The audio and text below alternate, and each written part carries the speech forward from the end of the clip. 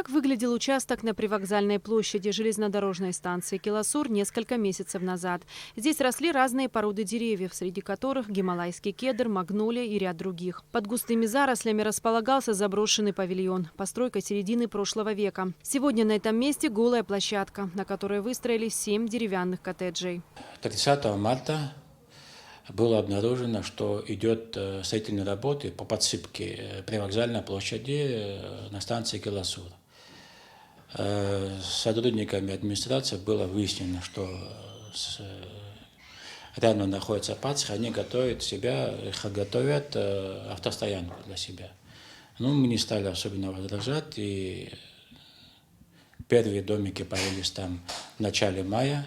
3 мая мы обнаружили, что там строятся домики, вызвали застройщиков, и 5 мая дали им предписание приостановить строительство и представить имеющуюся документацию. В настоящее время они подали заявление о разрешении строительства коттеджей и предоставления земли в постоянное пользование.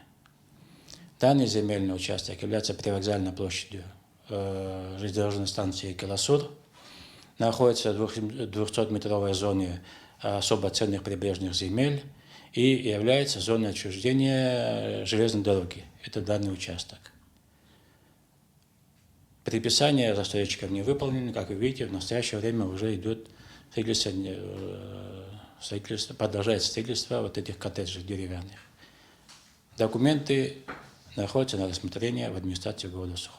В связи с тем, что постройки находятся на привокзальной площади, мы обратились на предприятие «Абхазская железная дорога». По словам начальника предприятия Арсуа Читанава, участок, на котором ведется строительство, не принадлежит Абхазской железной дороге. На происходящее строительство отреагировали участники общественной организации «Харахакалак». Их публикации в социальных сетях получили широкий отклик у жителей Сухума. Совместно с несколькими организациями «Харахакалак» направила коллективное обращение в столичную администрацию и экологический комитет. Когда мы говорим о таком важном объекте, как станция железнодорожная Киласур, которая безумно красивая, которая является памятником архитектуры, почему рядом с ней могут строиться вот такие незаконные постройки? Извините, похожие на курятники здания, которые еще и повернуты спиной к этому объекту. Хотя это должно быть все целостным комплексом, как оно изначально и задумывалось. Там есть симметрия, въездные подъезды, парковки. Это все абсолютно никак не соблюдается. Мне кажется, очень важно именно сохранять целостность таких объектов, потому что потом снести уже готовые здания будет крайне тяжело. А те штрафы, которые у нас заложены в законах, они абсолютно никого не остановят. Помимо нашей организации, еще множество организаций поддержало нас, и мы хотели бы узнать, законно ли, было ли у них разрешение на эту вырубку.